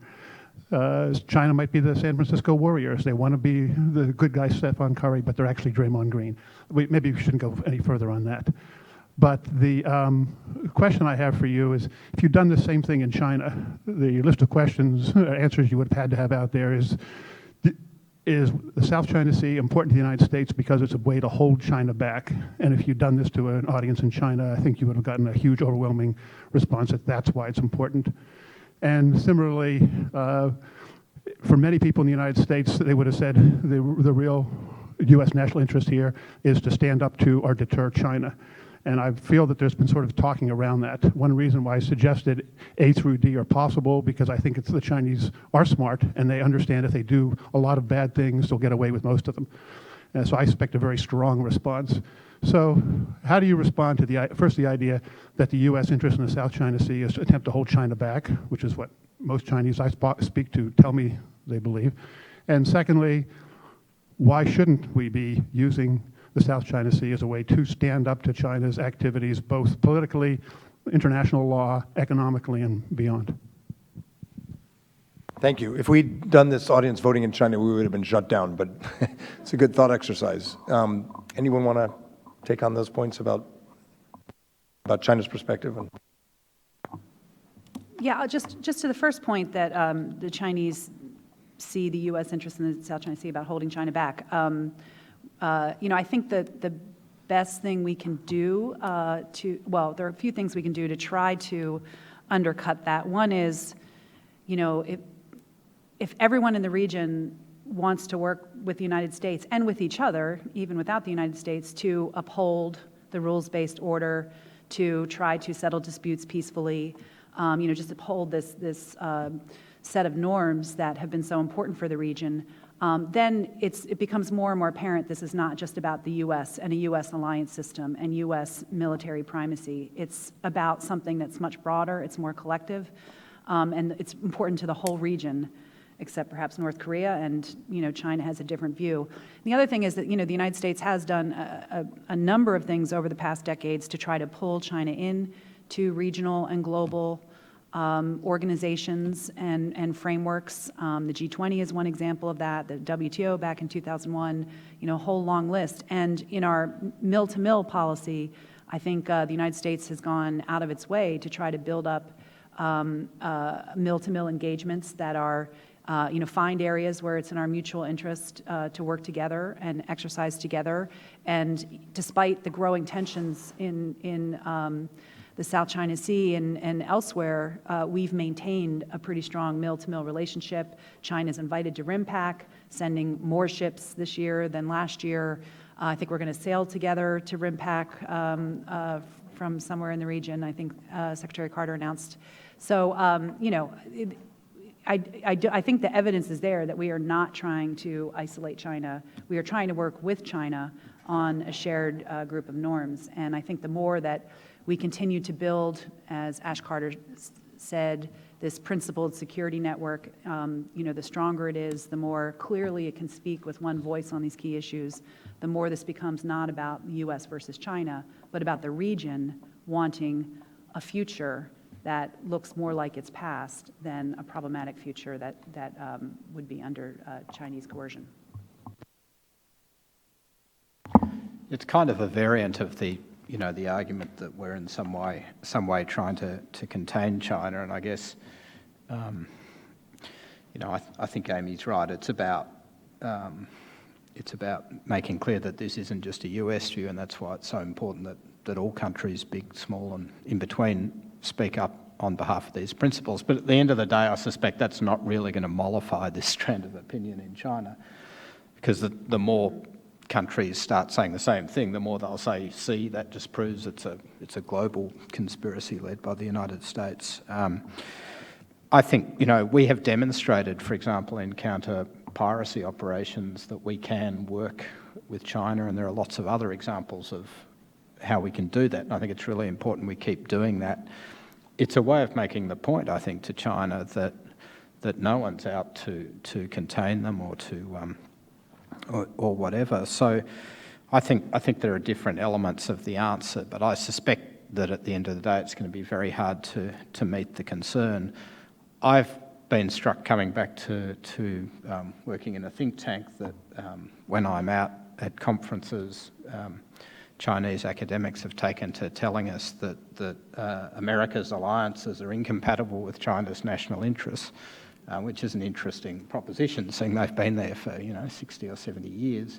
And you have to wonder at what point did that become the case, and if it is now the case and wasn't before, what's changed? Have China's intentions changed, or is it only that China's capabilities have now caught up with perhaps what its long-term intentions were?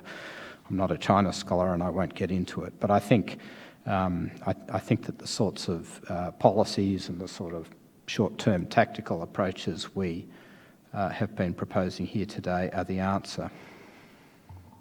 Let me weigh in briefly, David. This problem has become acute since 2008-9. The financial crisis, I think, led the leadership in Beijing to project a different trajectory for American power and Chinese power, one in which the Chinese would be rapidly gaining in relative terms over us. That's also when the Near Sea Doctrine was promulgated in the Central Military Commission to take a more assertive stance towards the Near Sea, the first and second island chain, and when the operational tempo rapidly picked up, and the number of deployments and the size and number of ships rapidly picked up in the East China Sea and the South China Sea and the Yellow Sea or West Sea. Our biggest problem, I think, is consistency, because in that context, we have gone from, in 2009, a joint statement between the two leaders where we said we would recognize China's core interests, and the South China Sea was not in that statement, but was announced as a core interest by China very soon afterwards. Then we had the pivot, which was kind of tough, which fed the containment line. And then, before, during, and then right after the ADIZ announcement, senior people in the administration embraced the new model of great power relations. Xi Jinping's 6-character phrase, which basically says, we don't want to fight you, we don't want conflict with the U.S., but we are the major power in Asia.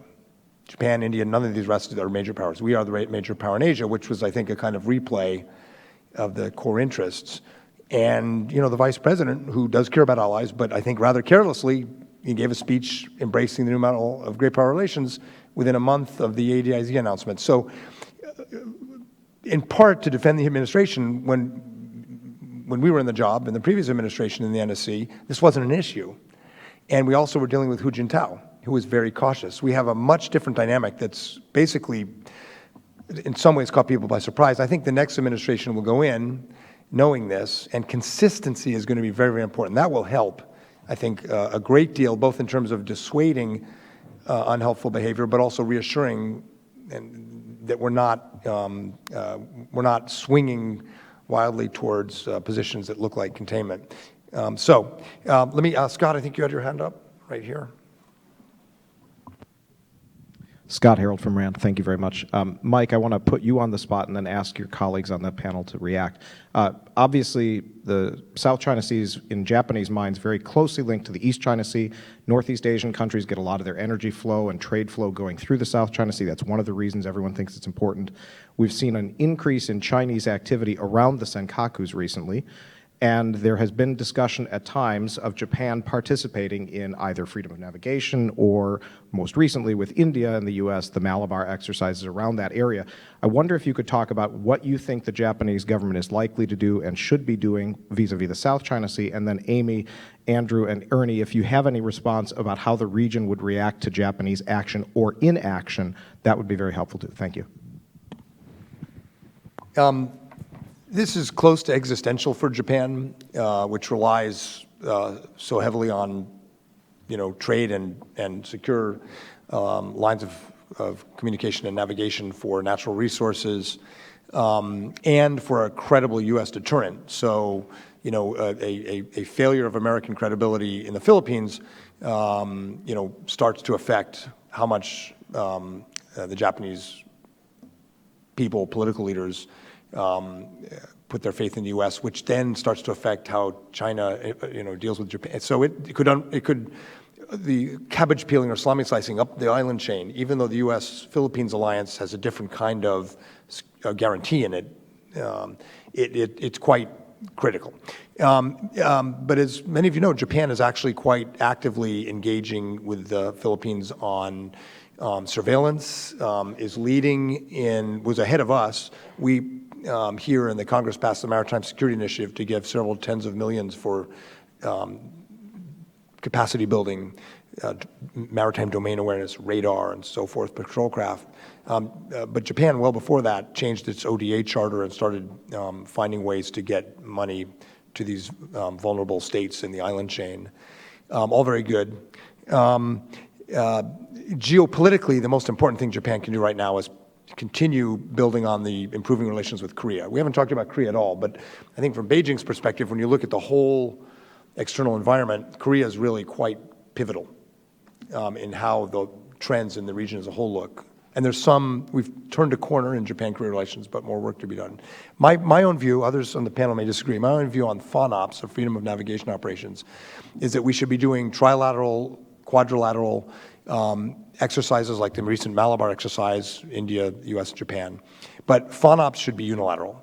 They traditionally are. We do them. Australia does them. Canada and New Zealand do them. The British and French do them. FONOPs are just, it should not be Macbeth to do or not to do. It should be Nike, just do it. And it should be matter of fact, and that's the whole point, is to not have drama around it. And therefore, it will best be done unilaterally. Should Japan do a unilateral FONOP in the South China Sea? Not yet. I don't think that's necessary. I think Japan's going to have its hands full in the East China Sea, which is fairly stable right now, but Beijing is deploying 5 10,000-ton, 7 times larger than a Coast Guard cutters, and many of the Chinese Coast Guard cutters a year ago were PLA frigates and had the missiles removed. So I think the East China Sea is not going to be quiet for the next few years. But Japan has a critical role in this larger capacity building effort and diplomatic effort, building up support for the rule of law. And then, of course, our own bilateral defense guidelines, which will make our alliance much more effective as a deterrent. Yeah, I completely agree with what Mike said. I think Japan's role in the region is very welcome, that it's stepping up on capacity building and on a more of a defense diplomacy voice. It's more actively engaged in security fora like the ADMM Plus, for example. Their defense ministers for the last several years have gone to Shangri-La Dialogue and spoken in very clear and principled terms.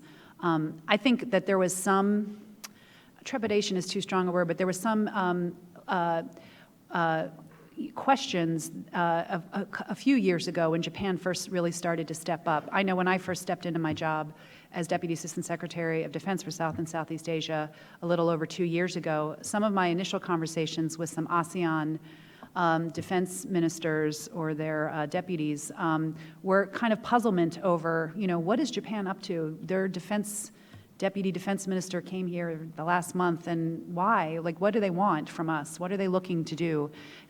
Which I found interesting because, until very recently, Japan was not actively engaged in defense diplomacy, really engaging other ministers of defense and talking about security issues. But now, 2 years later, I think all of those questions are gone. I think Japan really has shown up, and other defense establishments in the region have gotten much more familiar with them and understand, what they offer.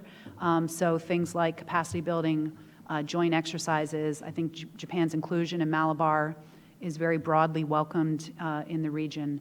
And I also agree with, the idea of doing joint FONOPs is problematic for the reasons that Mike said. And also, I just think we should be realistic that I think Japan doing a FONOP, especially with the United States in the South China Sea, could provoke a very strong reaction from China. I mean, I think China would see it as incredibly provocative. So doesn't mean that Japan shouldn't consider doing one, but I just think we should keep that in mind. And I think probably separate is best for the time being.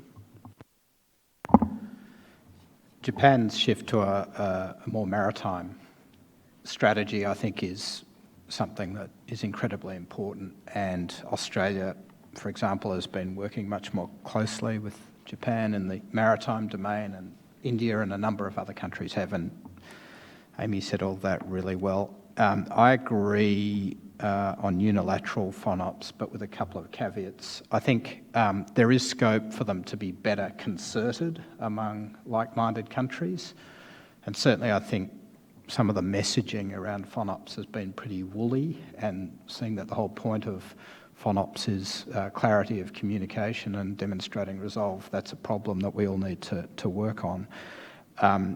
My other caveats are that I think I agree that a unilateral Japanese FONOP now wouldn't be the best idea, but I think that makes it in a way more important that other countries like Australia step up and do it, and maybe some of the European powers, because that will help to create space for Japan to get there in due course. And I would also keep the idea of combined FONOPs on the table as a potential escalatory response if circumstances warrant it.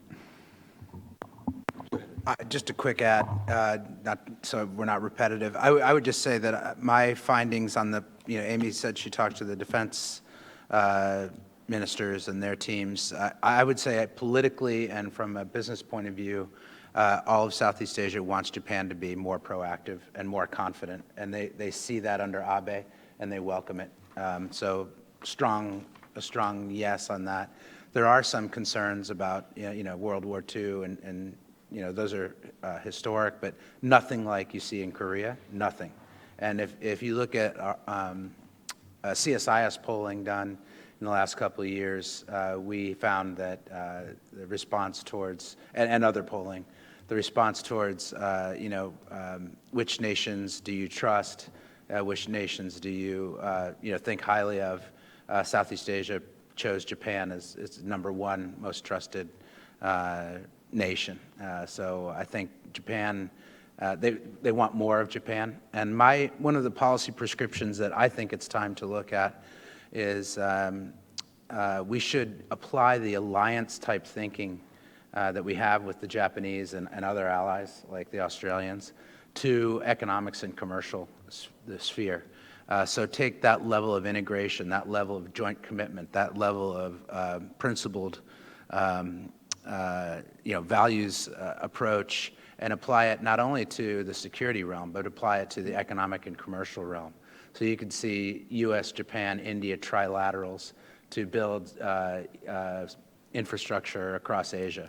And I think it's time for that, and I think there's good energy around that idea. One more ad from me. The focus should be on rule of law, on getting the diplomacy working, on demonstrating that the Beijing's course, if it's A through D, will isolate China diplomatically, will increase U.S. influence, Japanese influence, and all of that. But underneath all of this is a calculation about warfighting. And, where does this go? And if the escalation of the trouble goes towards an actual fight, who would win? I mean, that, in polite company, you don't talk about it. It's not the purpose of our strategy. The whole purpose of our strategy should be to keep things moving towards diplomacy, rule of law, non-coercive outcomes. But the calculation in Beijing is going to be, and in the Central Military Commission is going to be, who would win if we fought. I think personally, and you look at this, Scott, right now the calculation is, setting aside whether or not there would be a fight, the U.S. would win. And that's going to be true for some time.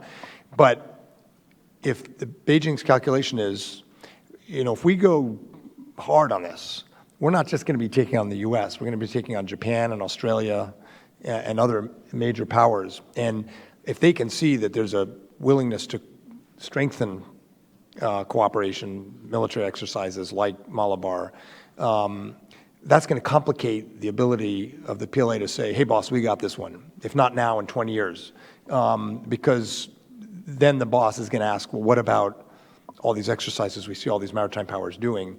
And if we complicate that answer, I think it will help us in what we're mainly obviously engaged in, which is moving towards diplomacy, non-coercive outcomes, and sort of moving this in a direction where we all benefit. So that underlying sort of warfighting question is going to be there, and I think all of this affects that. Now, if you overdo it, you obviously you make, as Joe Nye says, a self-fulfilling prophecy. You make China the enemy. So it's a careful game, but I think that's an important part of the dynamic.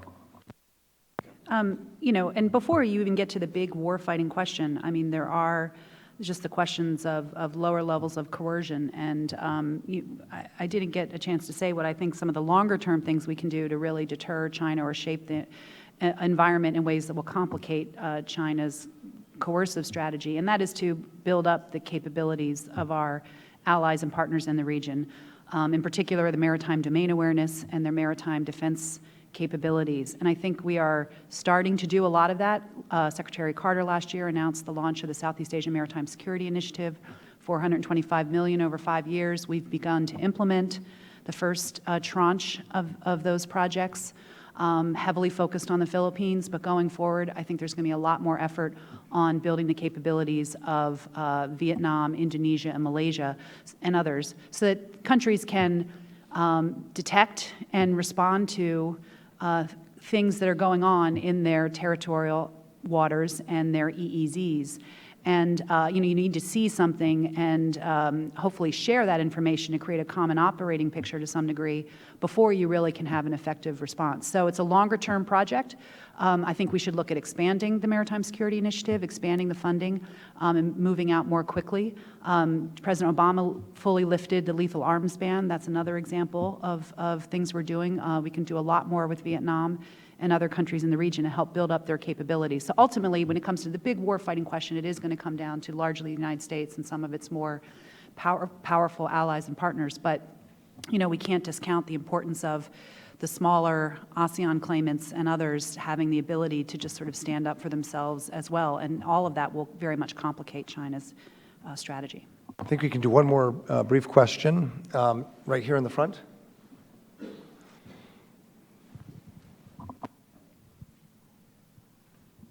Thank you very much. Jennifer Chen with Shenzhen Media Group, China. Ms. Searight just mentioned Secretary Carter's remarks at the recent Shangri-La dialogue, and he said that China's actions in the South China Sea are isolating it and could end up erecting a great wall of self-isolation, which was actually strongly opposed by Chinese top officials. So what's your take on the legitimate evidence regarding such a statement? And he also mentioned he will travel to Beijing to discuss deeper cooperation as well as concerns with China later this year. So what do you think the deeper cooperation will be, and what goals or agreements do you expect the U.S. can reach with China? Thank you very much. Well, I think I think the importance is to speak out clearly about how we view the region and make clear that we are going to stand up for certain kinds of things, principles, rule of law, et cetera, and hold China and all other countries in the region, their behavior, hold them to account. But at the same time, as I mentioned before, the United States has long sought a strong mill-to-mill relationship with China. So it's a difficult, but it's a two-sided kind of relationship where we need to find ways to manage the competition and identify areas for cooperation. And there are a large number of areas in the mill-to-mill space where we have been cooperating.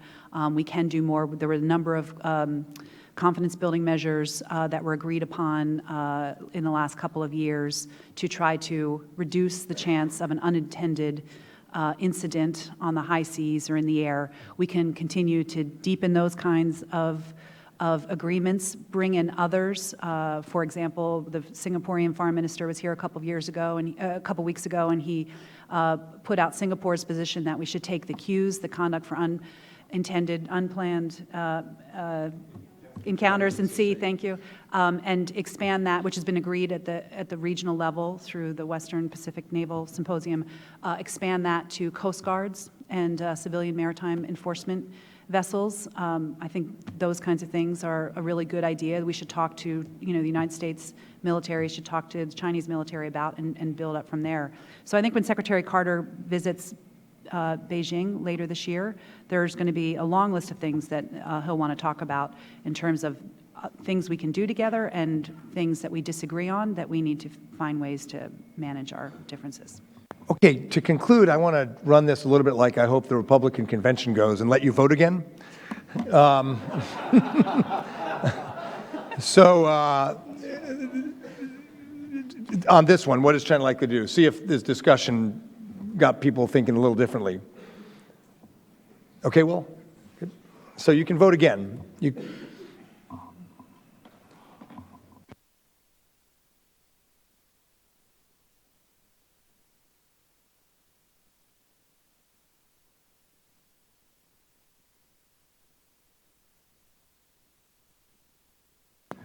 So if I'm remembering correctly, it sounds like the discussion may have unearthed some of the complications for Beijing if they do a Scarborough Shoals reclamation. And I guess we were very effective in deterrence because a few more people thought China might not take action. We'll be tracking this. The AMTI will be doing a major feature soon. Do you want to take 30 seconds, Greg, and briefly tell us what we'll have about the time for about when the tribunal decision comes out? Sure. So whenever that magic date is, within 24 hours, AMTI will be launching a major new section of the website that, among other things, will include a more accurate mapping tool of what we saw here. That'll actually be what the ruling is, not the speculation that we've come up with over the last year. Thank you. Greg's been working on this mapping thing for some time, and I think it'll be quite user-friendly, but rich in data and information and geolocation. So, Andrew and Amy, welcome aboard. Ernie, thanks for your stewardship. And please join me in thanking the panel, and thank you all for coming.